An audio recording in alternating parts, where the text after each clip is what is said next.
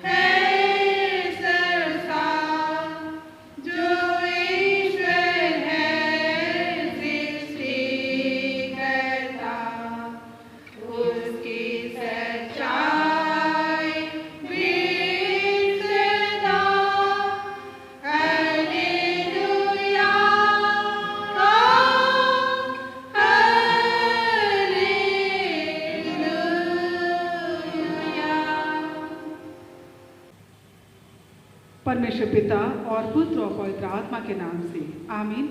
हमारी सहायता ईश्वर के नाम से है जिसने स्वर्ग और पृथ्वी को सिरजा।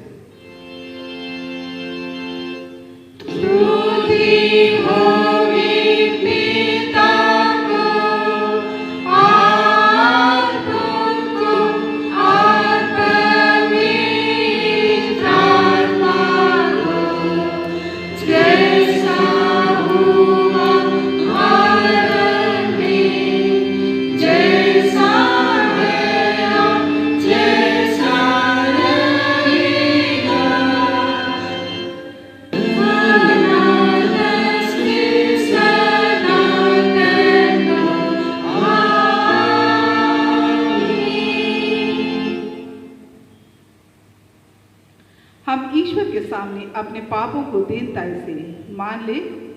हे सर्वशक्तिमान ईश्वर दयालु पिता, हम दीनताई से अपने सब पाप और अपराधों को तेरे सम्मुख मान लेते हैं। तू अपने प्रिय पुत्र हमारे प्रभु यीशु ख्रिस्त के कारण हम पर दया दृष्टि कर और हमारे सब पापों को क्षमा कर। आमीन।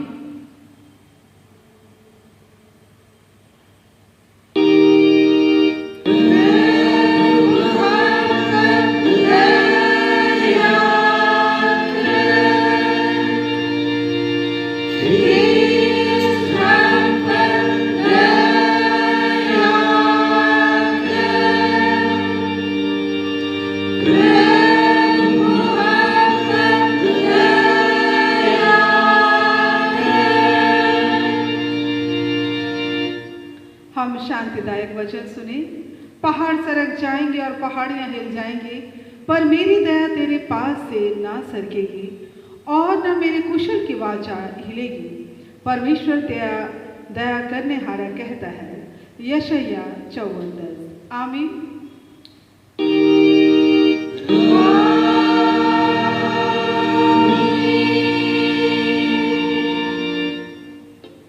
सबसे ऊंचे स्थान में ईश्वर का गुणानुवाद हो।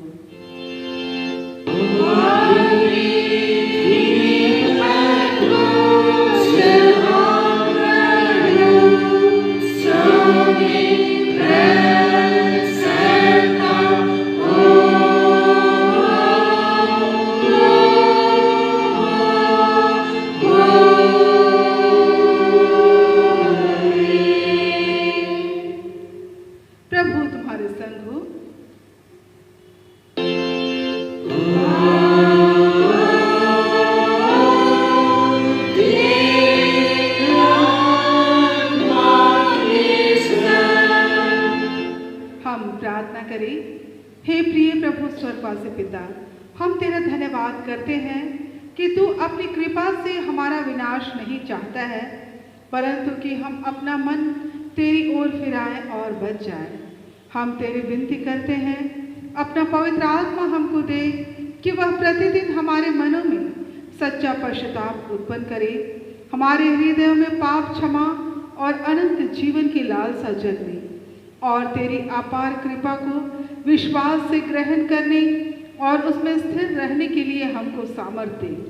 हर प्रकार की परीक्षा में हमको संभाल कि जिससे अनुग्रह के द्वारा अंत में परम सुखी हो जाए, हमारे प्रभु यीशु ख्रिस्त के कारण। आमीन।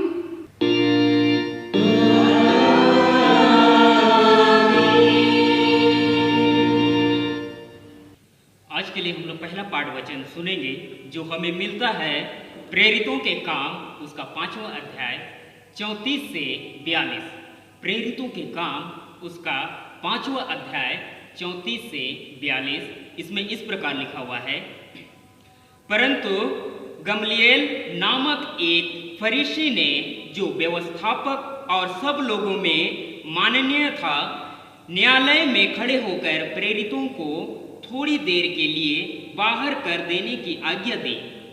तब उसने कहा, हे इज़राइलियों, तुम जो कुछ इन मनुष्यों से करना चाहते हो सोच समझ कर के करना, क्योंकि इन दिनों में पहले थ्यूदास या कहता हुआ उठा कि मैं भी कुछ हूँ, और कोई 400 मनुष्य उनके साथ हो लिए, परंतु वह मारा गया।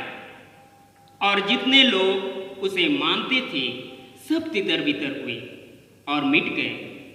उसके बाद नाम लिखाई के दिनों में यहूदा गलील उठा और कुछ लोग अपनी ओर कर लिए, वह भी नष्ट हो गए और जितने लोग उसे मानते थे सब तितर बितर हो गए। इसलिए अब मैं तुमसे कहता हूँ, इस मनुष्य से दूर ही रहो और इनसे कुछ काम ना रखो,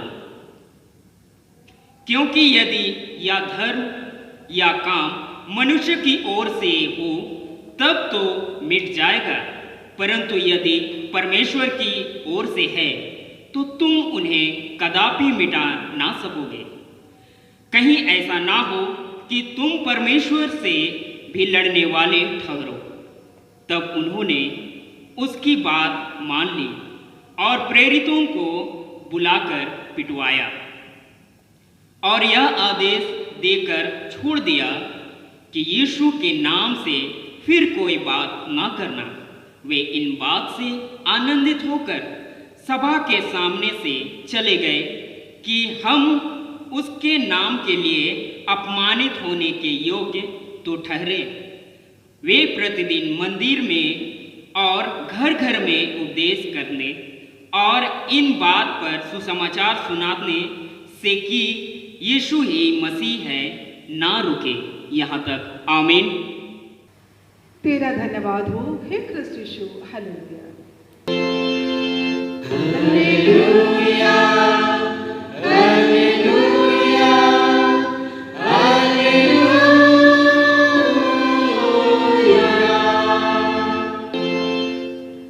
अब हम समस्त क्रिस्तियानी कलीसिया के संग अपना महापवित्र विश्वास को मान लेकर यूं कहें, मैं विश्वास करती हूँ परमेश्वर पिता पर, जो स्वर्ग और पृथ्वी का सर्वशक्तिमान सृजनहार है, और उसके इकलौते पुत्र अपने प्रभु यीशु क्रिस्त पर, जो पवित्र आत्मा से गर्भ में आया, कुंवारी मरियम से उत्पन्न हुआ, पांतुस पिलातुस के आगे से दुख उठाया, क्रूस पर चढ़ाया गया, मर गया और गाड़ा गया, पाताल में उतरा, तीसरे दिन मृतकों में से जी उठा, स्वर्ग पर चढ़ गया और परमेश्वर सर्वशक्तिमान पिता के दाहिने हाथ बैठा है, जहाँ से जीवितों और मृतकों का विचार करने को फिर आएगा।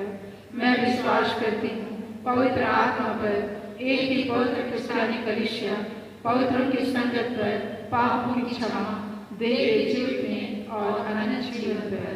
आमीन।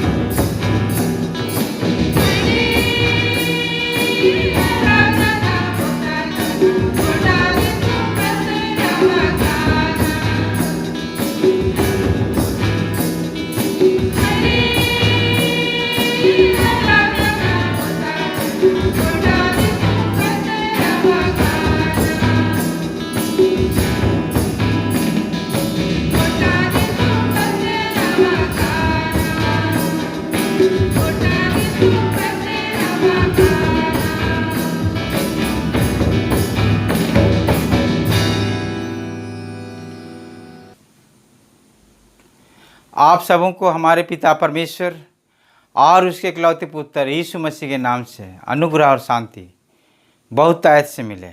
आमीन। आइए हम प्रार्थना करें। हे सर्वशक्तिमान, अत्यंत करुणामय, सत्य, विलंब से कोप करने वाला, हमारे अपराधों को और हमारे अधर्म को क्षमा करने वाला हमारा यहोवा परमेश्वर, आज हम पूरे मंडली होकर, कलीसिया होकर फिर से तुझे धन्यवाद देते हैं कि तूने आज हमें इस वर्चुअल के और इंटरनेट के माध्यम से पिता परमेश्वर फिर से तूने हम सबों को जोड़ा है। आज हम तेरे पवित्र वचन के द्वारा फिर से हम लोग आशीषित होना चाहते हैं। प्रभु, अपनी पवित्र आत्मा के द्वारा हमें हर एक को पिता परमेश्वर बोलने में और प्रकाशन करने में और समझने में और उसके अनुसार चलने में तू ही पवित्र आत्मा के द्वारा हमारी सहायता प्रदान कर पिता परमेश्वर, ताकि हम सारे कलीसिया के लोग और अन्य जाति के लोग भी हम बहुतायत का आशीष को प्राप्त करने सके।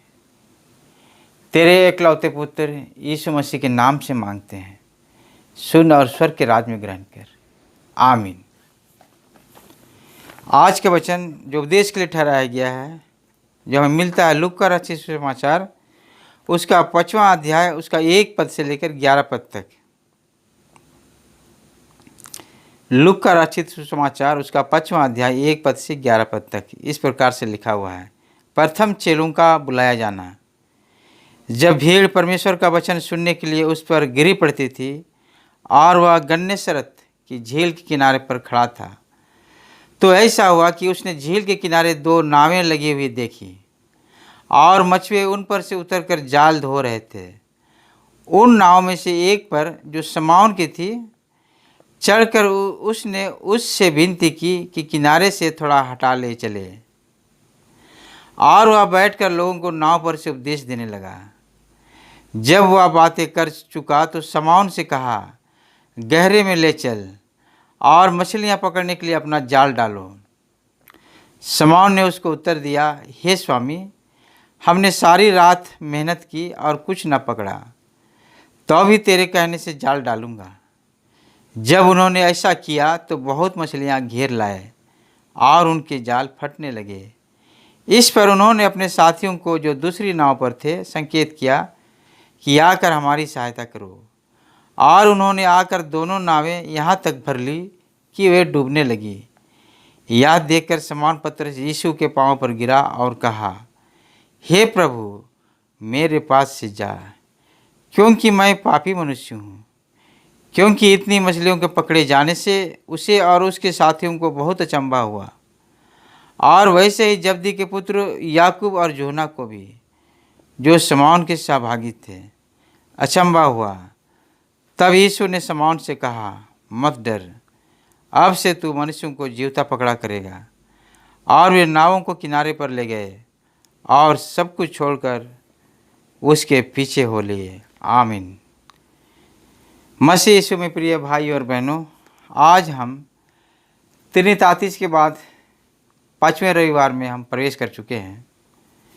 पिछले दिनों में हम लोगों ने 10 जुलाई को 101 वर्षीय ऑटोनमस दिवस को भी मनाया, और हम लोगों ने जाना कि पिता परमेश्वर ने जो गोस्नर फादर के माध्यम से जर्मनी से 4 मिशनरियों को हमारे इस भारतवर्ष के में भेजा था, और 2 नवंबर 1845 को 4 missionary, reverend Emil Schatz, reverend Frederick Batsch, reverend August Brandt और रेवरेंड ई थियोडोर जान के, इन 4 मिशनरियों के द्वारा हमारे भारत वर्ष की छोट नागपुर में परमेश्वर का वचन आया। और किस प्रकार से बपतिस्मा लोग मार्था नामक बालिका के बपतिस्मा से आरंभ हुआ और कार्य को बढ़ते गया। ऐसा परिस्थिति भी आया था जो सिपाही विद्रोह और प्रथम विश्व युद्ध के कारण से हमारे जो मिशनरी थे लौट गए थे, और ऐसे विकट परिस्थिति में हमारे देश के अगुओं ने यह निर्णय लिया कि हम इस कलीसिया को किसी दूसरे ऐसे अंग्रेजी मिशन में या दूसरे किसी मिशन में हम इसे नहीं सौंपेंगे, बल्कि हम इसे स्वयं ही चलाएंगे। आत्मशासित, आत्मपालित और आत्म सुसमाचार प्रचार का कार्य इन तीनों बातों का भार हमारे अगुओं ने 79 प्रतिनिधियों के साथ ये संकल्प लिया 10/19/19 को, और आज हम 10 जुलाई 2020 को आज हम पहुंच गए हैं। 101 वर्ष हो गया और हमारे कलीसिया का उम्र हो गया 175 वर्ष। आज पिता परमेश्वर का धन्यवाद हो कि आज ना के ही परमेश्वर का वचन जो 4 मिशनरियों के द्वारा आया था, ना केवल इस छोटे नागपुर में बल्कि हमारे भारत देश के विभिन्न राज्यों में ये फैल गया है और निरंतर फैलते जा रहा है। आज हम त्रितातीस के बाद 5वें रविवार में पहुंच गए हैं। आज जो यीशु मसीह का वचन जो उस गन्नेसरत झील के किनारे में, उस गन्नेसरत झील जिसे हम किन्नरेत झील भी कहते हैं, तिबरियस और गलील झील, इन नामों से ये जाना जाता है।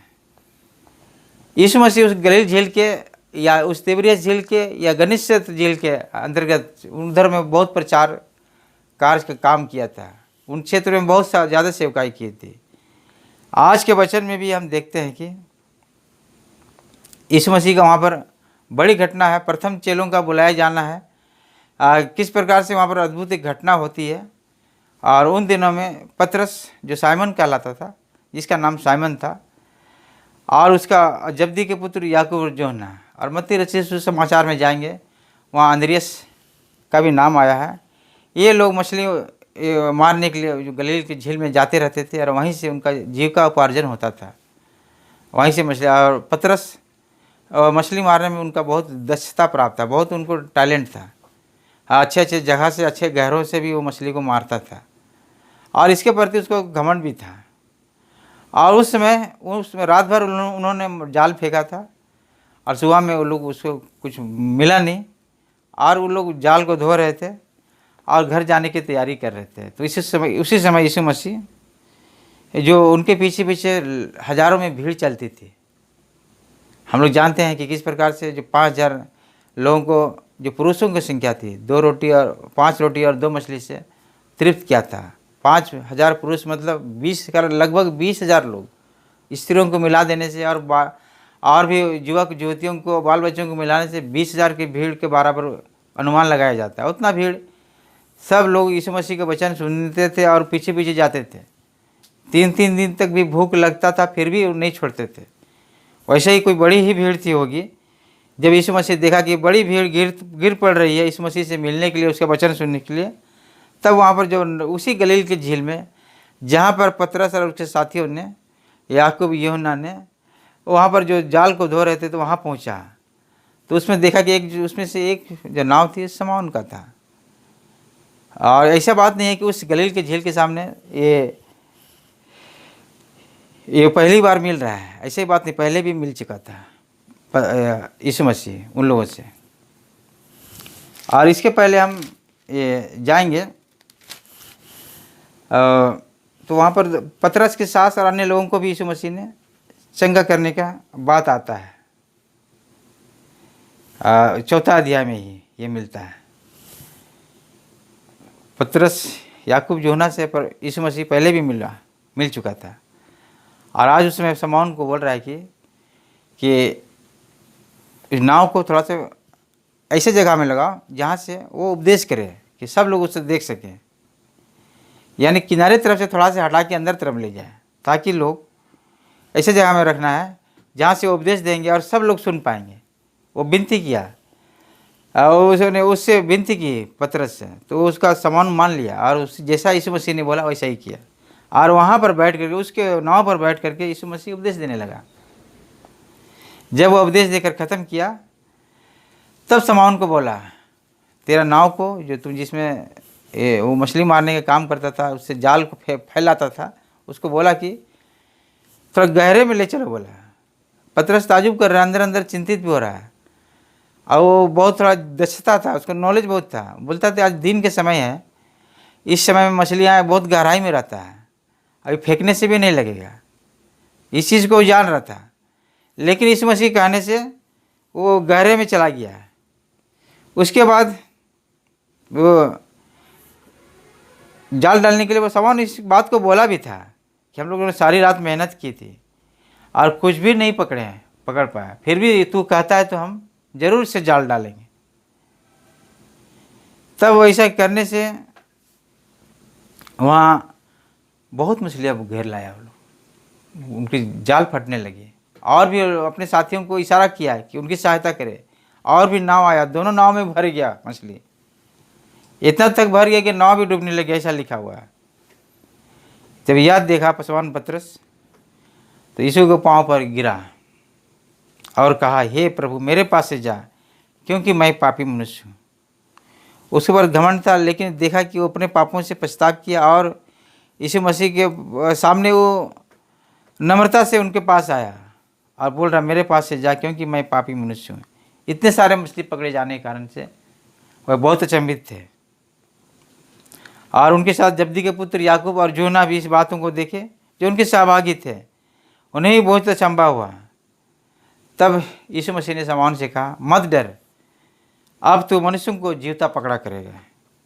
और वे नावों को किनारे पर ले आए और सब कुछ छोड़कर उसके पीछे हो लिया। वहीं पर नाव को छोड़ा और वहीं से पीछे हो लिया। मसीह यीशु में प्रिय भाई और बहनों, हम वही पतरस को जानते हैं जब यीशु मसीह की क्रूस मृत्यु के पूर्व महायाजक के आंगन में, और वो 3 बार वो आग के सामने इनकार किया था कि मैं यीशु मसीह को नहीं जानता हूँ। मूर्ख के बांग देने के पूर्व वो 3 बार इनकार किया था। और उसी यीशु मसीह को, और हम यूहन्ना रचित समाचार उसके 21 अध्याय में हम पाते हैं कि यीशु मसीह फिर से गलील के झील में ही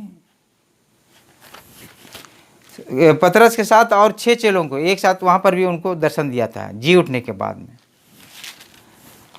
और वहाँ पर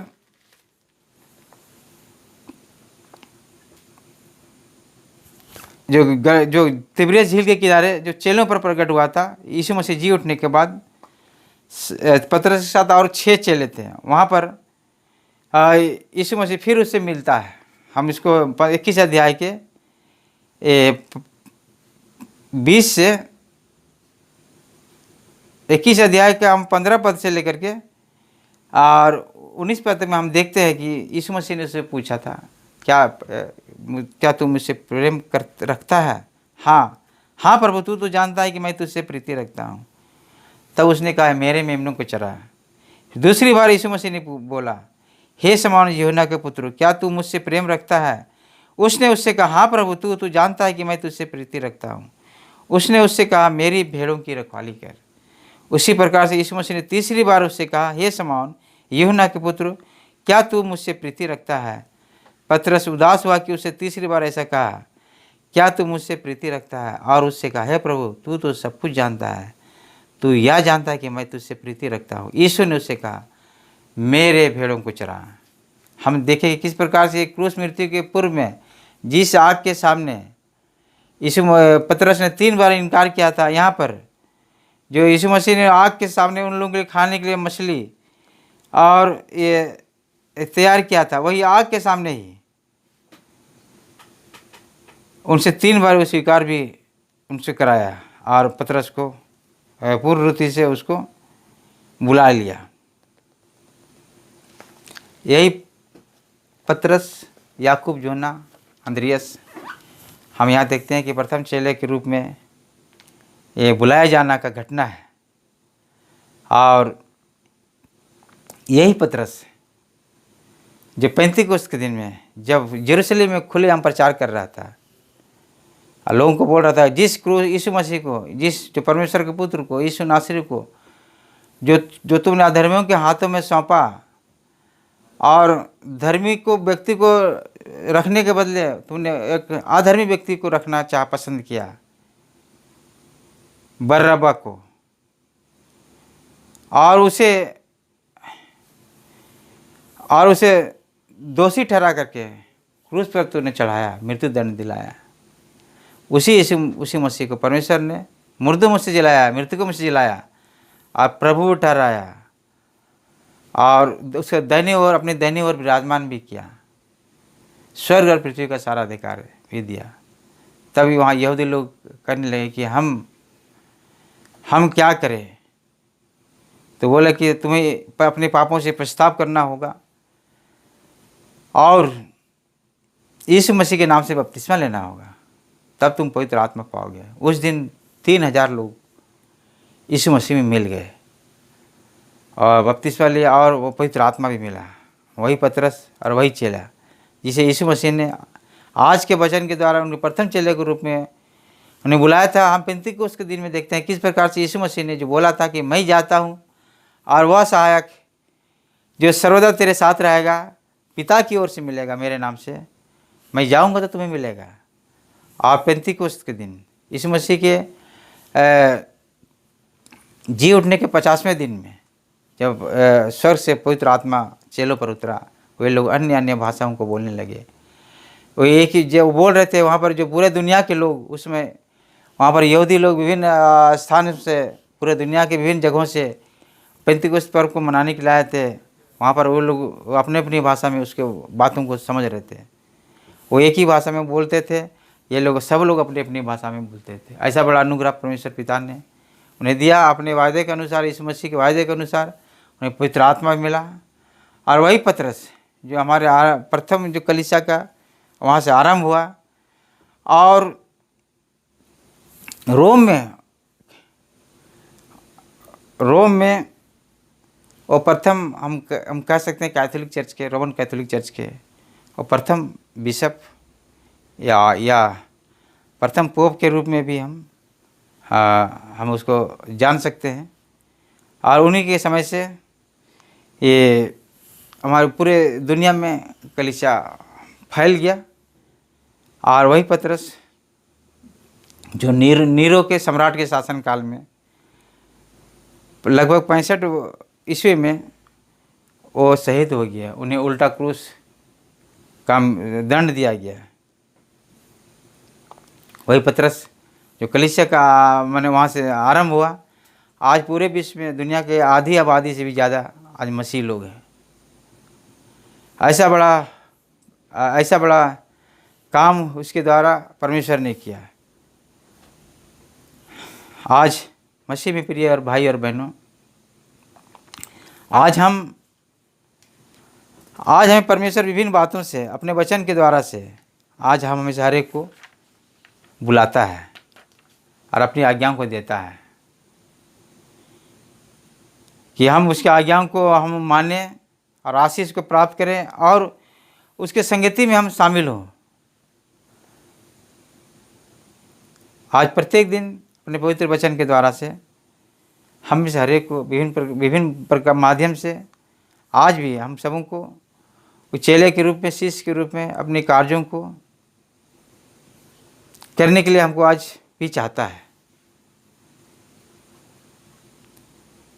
उसने पतरस को बोला, यीशु मसीह ने, अब से तो मनुष्यों को जिंदा पकड़ा करेगा। अर्थात वैसे सारे आत्मा जो यीशु मसीह को नहीं जानते हैं, वो भेड़शाला के नहीं है, उन सारे आत्माओं को यीशु मसीह की उस भेड़शाला में लाना है। आज हम कलीसिया के माध्यम से और विभिन्न प्रकार के हमारे संस्थाएं हैं जो यीशु मसीह के वचन का प्रचार करते हैं, उनके माध्यम से, इंटरनेट के माध्यम से हम पूरे देश में और पूरे विश्व में हम आज वचन को फैला रहे हैं। इसलिए कि बहुत सारे लोग जो यीशु मसीह को नहीं जानते हैं और जिसके द्वारा उद्धार होगा और जिसके द्वारा लोग स्वर्ग में जाएंगे, वही यीशु मसीह जिसके लोगों के सामर्थ्य के द्वारा वो दीवार गिरा दिया गया जो परमेश्वर और मनुष्यों के बीच में था। हम स्वर्ग राज्य में हम नहीं जा सकते थे। आज हम यदि यीशु मसीह हमारे इस संसार में नहीं आता तो हमारा ये पोजीशन नहीं होता। हाँ, बहुत ही हमारे लिए भयानक ही बात रहती है। आज यीशु मसीह के द्वारा और हम बहुतायत के जीवन को प्राप्त किए हैं।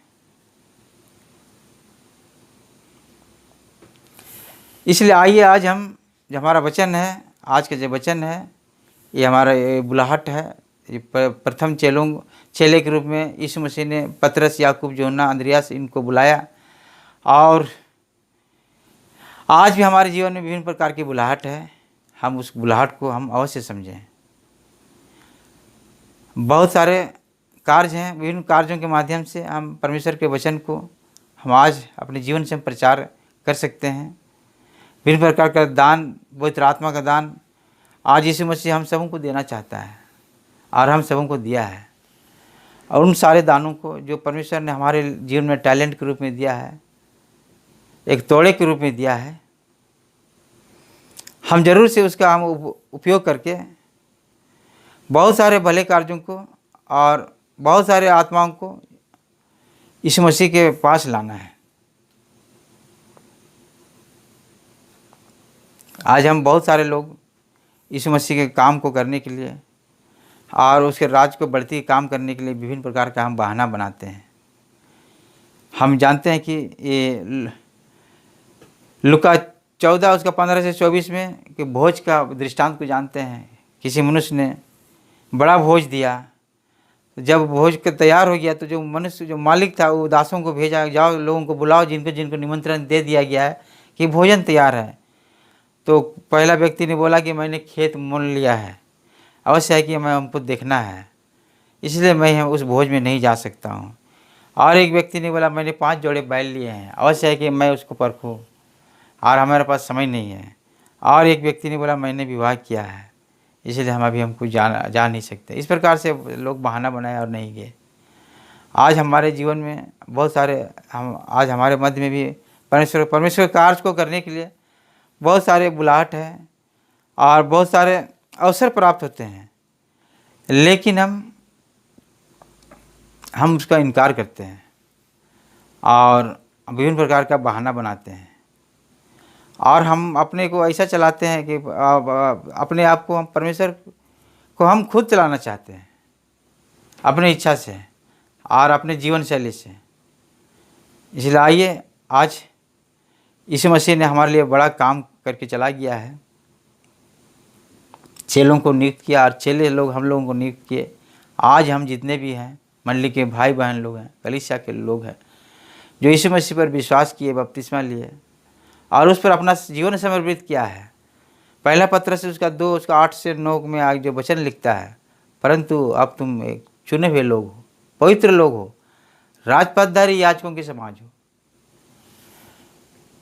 जिस अंधकार से परमेश्वर ने तुझे अपने पास बुला लिया है, ज्योति में बुला लिया है, उसे गुण प्रकट करना है, बोलता है। पहले तुम कुछ भी नहीं थे, अब उसका प्रजा हो। तुम पर पहले दया नहीं हुई थी, अब तुम पर दया हुई है। इतना बड़ा आशीष यीशु मसीह के द्वारा आया है। इसलिए आज हम यह ना समझें कि यीशु मसीह का जो वचन का प्रचार का काम और जो उन व्यक्तियों को जो यीशु मसीह को नहीं जानते हैं उनके लाने का काम और मसीह यीशु में उनको मिलाने का काम, उनके संगति में लाने का काम, ये फुल टाइम जो हमारे प्रचारक पादरी करते हैं, सेवक सेविका करते हैं, ये उन्हीं का ही केवल काम नहीं है। ये आज हमारे सब जितने भी हम यीशु मसीह पर विश्वास करते हैं, इनको सबों को हमको एक महान आज्ञा दे दिया है यीशु मसीह ने। मार्क 16:15 से और मत्ती 28:19 में इन बातों को देखते हैं, ग्रेट कमीशन, कि तुम जाकर सारे सृष्टि के सारे जातियों के लोगों को सुसमाचार सुनाओ और उन्हें चेला बनाओ और उन्हें जब विश्वास करे उन्हें पिता, पुत्र और पवित्र आत्मा के नाम से बपतिस्मा दो।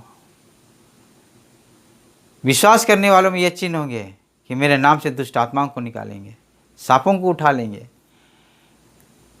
प्राणनाशक वस्तुओं को भी पी लेंगे भी तो कुछ हानि नहीं होगी, बीमारों पर हाथ रखेंगे चंगे हो जाएंगे।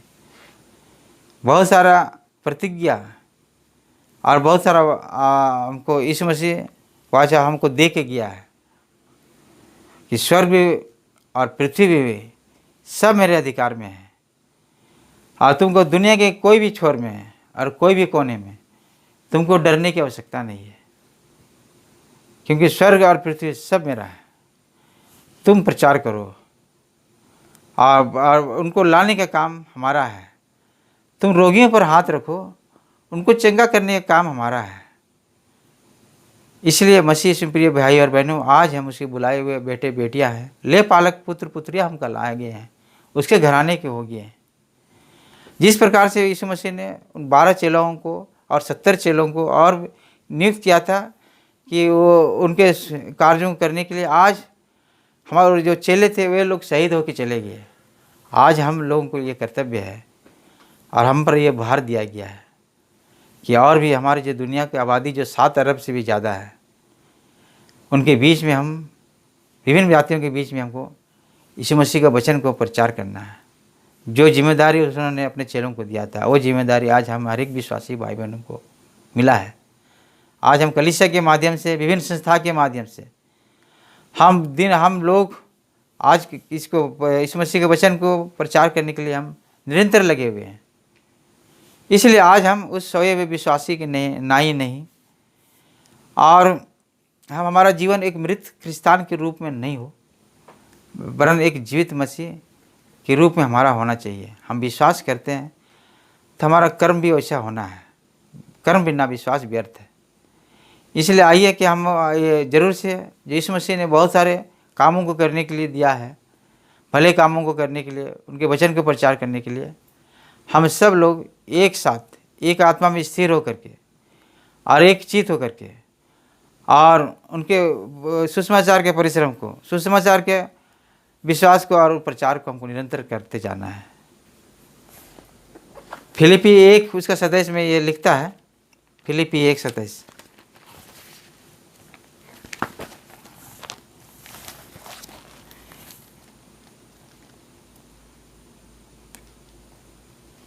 फिलिपी 1:27,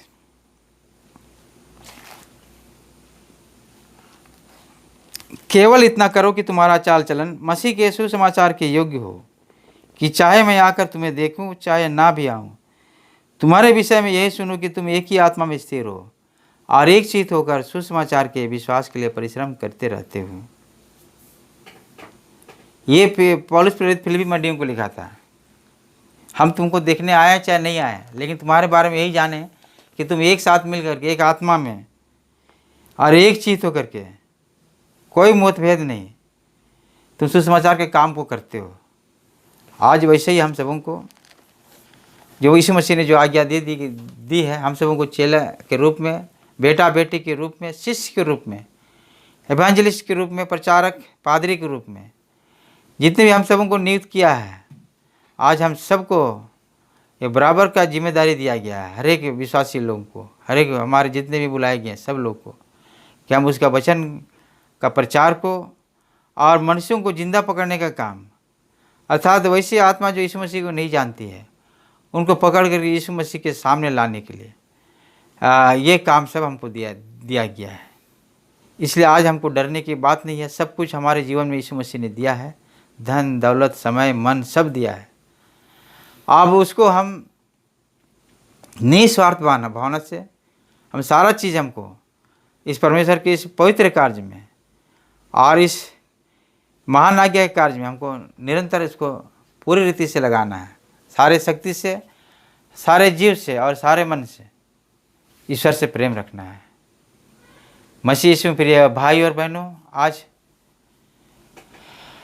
पिता परमेश्वर हमें हर एक को ऐसे बड़ी सहायता और अगुवाई प्रदान करे कि उसने जो अपने इकलौते पुत्र यीशु ख्रिस्त के द्वारा हमारे लिए अनंत जीवन का मार्ग प्रशस्त कर दिया है, हमारे पापों को क्षमा किया है, पूरे जगत के पापों को क्षमा किया है। आज जो कोई भी उस पर विश्वास करते हैं कि यीशु मसीह परमेश्वर का इकलौता पुत्र जो हमारे ही पापों के लिए क्रूस पर मरा, गाड़ा गया, पाताल में उतरा, तीसरे दिन फिर जी उठा, स्वर्ग पर चढ़ गया और परमेश्वर पिता के दाहिने हाथ बैठा है। जो भी आज यीशु मसीह पर विश्वास करता है उनके पाप क्षमा होते हैं और उनके नाम भी जीवन की पुस्तक में लिखे जाते हैं। इतना बड़ा काम को शैतान आज हमें हर एक को करने के लिए नहीं देता है, बाधा डालता है कि कोई पापी मनुष्य इस बात को ना जान जाए, इस बड़ी भेद को ना जान जाए, इसलिए प्रचार करने नहीं देता है। परमेश्वर बड़ी अनुग्रह प्रदान करे कि हम कलीसिया होकर के हम सब एक साथ मिल करके विभिन्न संस्थाओं को और विभिन्न व्यक्तियों को, सबको हम इस कार्य में सहायता करते हुए, और परमेश्वर की इस बड़ी कार्य को जो पूरी दुनिया में है, हमारे भारत देश के 130 से 35 करोड़ जनसंख्या के बीच में इस पवित्र संदेश को पहुंचाने के लिए हम अपना सारी शक्ति को लगा दें, और हम यीशु मसीह के सच्चे चेले के रूप में और उसके सच्चे शिष्य के रूप में, उसके सच्चे बेटे बेटी के रूप में हम कहला पाएँ। और पौलुस के नाई हम यह कह पाएँ कि जो हमने अपने दौड़ पूरा कर चुका है, और इस जीवन के बाद में मेरे लिए एक बड़ा प्रतिफल रखा हुआ है, अनंत जीवन का मुकुट, वो हमें मिलेगा। हमारा काम, हमारा जीवन से हम ऐसा कह नहीं पाए। पिता परमेश्वर हमें हरेक को बड़ी सहायता प्रदान करे, और इस पवित्र वचन के द्वारा हमें हरेक को आशीष प्रदान करे। आमीन। आइए हम प्रार्थना करें। हे सर्वशक्तिमान परमेश्वर दयालु पिता, हम हृदय से धन्यवाद देते हैं कि तूने अपनी पवित्र आत्मा के द्वारा सहायता प्रदान किया कि हम तेरे पवित्र वचनों में से पिता परमेश्वर हम बोल पाए, और हम लोग पिता परमेश्वर इसको समझ पाए कि तूने पिता परमेश्वर हम में से हर एक पापी मनुष्यों को बचाने के लिए, पूरे जगत के लोगों को बचाने के लिए अपने इकलौते पुत्र को इस संसार में भेज दिया। और पिता परमेश्वर ताकि जो कोई उस पर विश्वास करे सो नाश ना हो परंतु अनंत जीवन को प्राप्त करे। तू चाहता है पिता परमेश्वर जगत के सारे लोग बचाए जाए, इसलिए तूने अपने इकलौते पुत्र को इस संसार में भेजा और हमारे लिए बलिदान दे दिया। हम हृदय से हम धन्यवाद देते हैं पिता परमेश्वर कि हम तुझे जानने सके और तुझे ग्रहण करने पाए। प्रभु हम धन्यवाद देते हैं पिता परमेश्वर, तूने हम सबों को अपने बेटा बेटी के रूप में, अपने राजपदधारी याजकों के समाज के नाई, ले पालक पुत्र पुत्रिया के रूप में तूने हम सबों को चुना है पिता परमेश्वर। और तुझे और तेरे इकलौते पुत्र यीशु ख्रिस्ट के कार्य को और उसके बलिदान को पिता परमेश्वर तूने हमें जानने का अवसर प्रदान किया है। हम हृदय से हम धन्यवाद देते हैं पिता परमेश्वर, जिस विश्वास के द्वारा तूने हम सबों को बचाया है, उस विश्वास को पिता परमेश्वर हम और भी बहुत सारे लोगों को जो नहीं जानते हैं पिता परमेश्वर तेरे प्रेम को और तेरे इकलौते पुत्र के क्रूस बलिदान के कार्य को नहीं जानते हैं पिता परमेश्वर, अब उनके बीच में हम तेरा वचन को हम फैलाने सकें ताकि वे भी पिता परमेश्वर अपने मन से और पिता परमेश्वर अपने पापों से पछताव करते हुए तेरी ओर लौटने पाए, उद्धार को प्राप्त करने सके और बहुत सारे आत्माओं को तेरे पास लाने सके।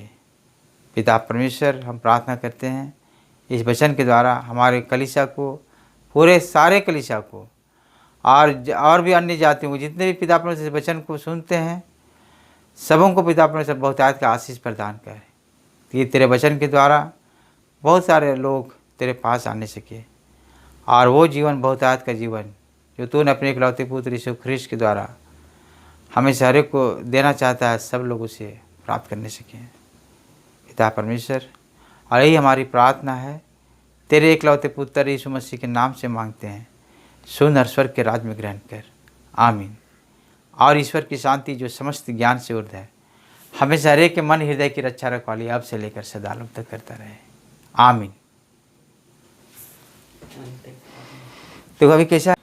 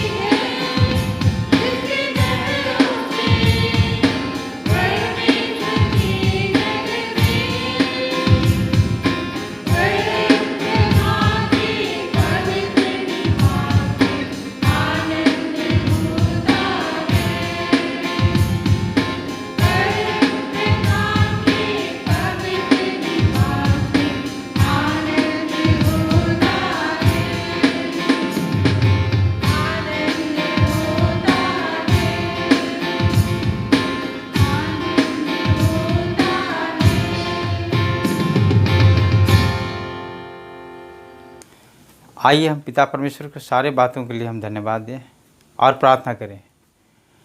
परमेश्वर का पवित्र वचन 1 कोरिन्थ उसका 15 अध्याय उसका 57 और 58 में इस प्रकार से लिखा हुआ है, परंतु पिता परमेश्वर का धन्यवाद हो जो अपने एकलौते पुत्र हमारे प्रभु यीशु के कारण से हमें जीवंत करता है।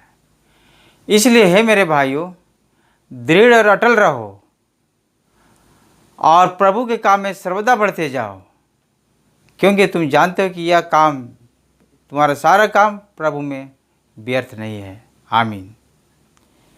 आइए हम प्रार्थना करें।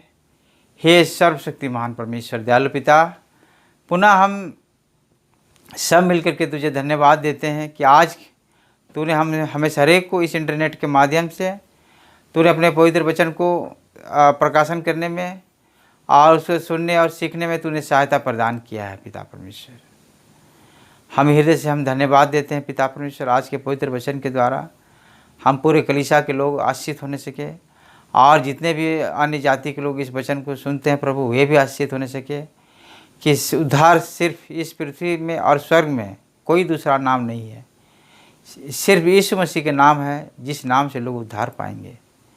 पिता परमेश्वर, लोग जान नहीं पाए प्रभु परमेश्वर कि जो उद्धार सिर्फ तेरे द्वारा पिता परमेश्वर, तेरे इकलौते पुत्र यीशु ख्रीस्त के माध्यम से लोग पा सकते हैं और तुझ परमेश्वर को के द्वारा पिता परमेश्वर लोग स्वर्ग राज्य में प्रवेश कर पाएंगे।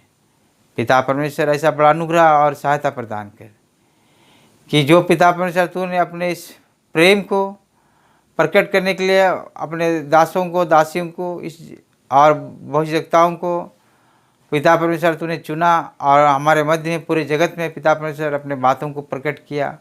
समय समय पर हम धन्यवाद देते हैं पिता परमेश्वर, और अंत में अपने इकलौते पुत्र यीशु ख्रीस्त को और हमें सारे के लिए दे दिया और हमें सारे के पाप को बचाने के लिए, हमारे गुनाहों को माफ़ करने के लिए पिता परमेश्वर अपने इकलौते पुत्र यीशु ख्रीस्त का लहू के द्वारा हमें सारे को, जो हम शैतान के गुलाम में थे और उसके बंधन में थे, उसे छुड़ाकर हमें खरीद लिया। हम धन्यवाद देते हैं पिता परमेश्वर कि तू अपने वचन से आज हमें सारे को चुनाव वंश कहता है, पवित्र समाज के लोग, याजकों की समाज के लोग कहता है प्रभु परमेश्वर, लेपालक पुत्र पुत्रिया के रूप में हमें ग्रहण करता है।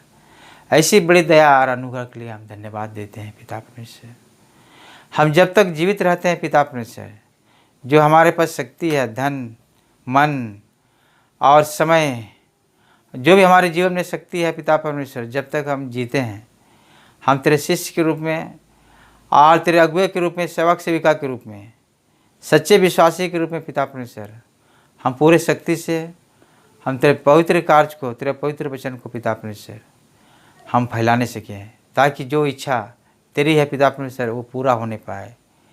पिता परमेश्वर, तू हमें सारे को अपनी पवित्र आत्मा के द्वारा सहायता प्रदान कर और तेरे इस पवित्र कार्य को करने में हमें सारे को अगुवाई कर। और हम प्रार्थना करते हैं पिता परमेश्वर अपने देश के लिए और पूरे विश्व के लिए, और तू ही हमारे देश के प्रधानमंत्री और विभिन्न देश के प्रधानमंत्री, राष्ट्रपति, सबको हम तेरे हाथ में सौंप देते हैं। सबों को बुद्धि और ज्ञान दे कि सब अपने अपने देशों को अच्छी तरह से चलाने सके। और विशेष करके हम प्रार्थना करते हैं और कोरोना वायरस के कारण से जो महारोग आया है प्रभु परमेश्वर, पूरे विश्व और हमारा देश भी पिता परमेश्वर इससे ग्रसित है। हम प्रार्थना करते हैं पिता परमेश्वर कि सबों को आप सबों पर अनुग्रह प्रदान कर पिता परमेश्वर। जो अनुग्रह तूने अपने इकलौते पुत्र यीशु ख्रीस्त के द्वारा इस जगत को तूने दिया प्रभु, वही अनुग्रह फिर से पिता परमेश्वर हर एक को ऐसा बड़ा अवसर प्रदान कर कि सब लोग तुझे सच्चे परमेश्वर के रूप में जानने सके और तेरे इकलौते पुत्र यीशु ख्रीस्त के माध्यम से तेरे पास आने सके, ताकि वे अपने अपने अपने पापों से बचने पाए प्रभु, उद्धार पाने सके और उनके साथ साथ में विभिन्न प्रकार के महारोग से और असाध्य रोग से और विभिन्न प्रकार की विपत्ति से बचे रहने सके। पिता परमेश्वर हमारे देश पर और पूरे विश्व पर तो अनुग्रह प्रदान कर, सबों के पापों को तो क्षमा कर पिता परमेश्वर, और सब लोग तेरे नज़दीक में पिता परमेश्वर घुटने टेकने सके और तुझसे नम्र होकर, दीन होकर के अपने पापों से पछताव करके तेरे दर्शन के खोजी होकर के अपने बुरे चालों से फिरने पाए और तुझसे बहुतायत का आशीष को प्राप्त करने सके। पिता परमेश्वर, आज हमारे कलीसिया में यद्यपि तूने बड़ी सहायता प्रदान किया है कि हम इस विपरीत परिस्थिति में पिता परमेश्वर इस इंटरनेट के माध्यम से हम स्तुति महिमा और आराधना करते हैं, प्रार्थना करते हैं। हमारा प्रार्थना करना और आराधना करना पिता परमेश्वर तेरा ग्रहण योग्य होने सके और स्वर्ग से पिता परमेश्वर तो हमें हर एक इन सबों को तू ग्रहण कर। और जितने भी पिता परमेश्वर हमारे जो बेटे बेटियां और हमारे परिवार के माता पिता सब लोग जितने प्रकार के भेंट अर्पण करते हैं पिता परमेश्वर तेरे महिमा के कार्यों को करने के लिए और तेरे पवित्र वचन को बांटने के लिए जितने दान देते हैं पिता परमेश्वर उनके दान को तू भी स्वर्ग से ग्रहण कर और इसके बदले उनके परिवार को, उनके नौकरी पेशा को, व्यवसाय को, खेत बाड़ी को, सब चीज़ को पिता परमेश्वर दुगने रीति से भरा पूरा रख। और हम फिर प्रार्थना करते हैं पिता परमेश्वर, हम अच्छे बारिश के लिए प्रार्थना करते हैं पिता परमेश्वर कि हम जो किसान लोग जितने भी हैं पिता परमेश्वर भारतवर्ष में और विभिन्न देशों में, जो हमने इस आशा से हमने बीज को बो दिया है कि यह हमारा जो इसमें जो जल और पानी की जो आवश्यकता होगी, जो चीज़ बढ़ने के लिए जो आवश्यकता होगी, वो सब तेरे कारण ही होता है और तू ही देता है पिता परमेश्वर। इसलिए इस पर भी तू आशीष दे, हमारे पापों को नज़रअंदाज करते हुए, हमारे पापों को क्षमा करते हुए पिता परमेश्वर इन सारे आशीषों को तू प्रदान कर, अच्छी बारिश होने पाए और लोग पिता परमेश्वर खुशहाल रहने पाए और हर एक प्रकार की बीमारी से और तकलीफ़ से बचे रहने सके। और उसी प्रकार से जितने भी बीमार दुख में है, तकलीफ़ में है, सबों को तो यीशु मसीह के नाम में पूर्ण चंगाई प्रदान कर। पुनः पिता परमेश्वर हमारे कलीसिया के अगुओं को तेरे हाथ में सौंप देते हैं, बुद्धि और ज्ञान दे कि तेरा भय और डर में कलीसिया के काम को, तेरे राज के बढ़ती के काम को पिता परमेश्वर करने में तेरे अगुवाई से निरंतर बुद्धिमानी से करने सके। पिता परमेश्वर सारे बातों के लिए धन्यवाद देते हैं, सारे विश्वासी भाई बहनों के लिए जो हमारे इस भारत देश में है, विदेशों में है, सबों को तो पूर्ण सुरक्षा प्रदान कर। और जो भी हमने नहीं मांगा है तो देना चाहता है, स्वर्ग के भंडार से सेंत में आशीष प्रदान कर। और यही हमारी प्रार्थना है, तेरे एकलौते पुत्र यीशु मसीह के नाम से मांगते हैं, सुन और स्वर्ग के राज में ग्रहण कर, आमीन। हम प्रभु की प्रार्थना को साक्षीवाणी गीत नंबर 318 से गाएंगे।